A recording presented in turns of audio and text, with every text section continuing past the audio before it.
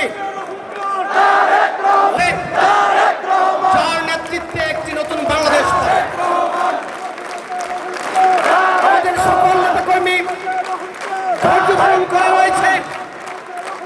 এটি একটি নতুন বাংলাদেশের স্বপ্নে বিবর হয়ে অসংখ্য সন্তান হল মা মাতৃকুলের শূন্যতকে জীবনের সমস্ত সম্মান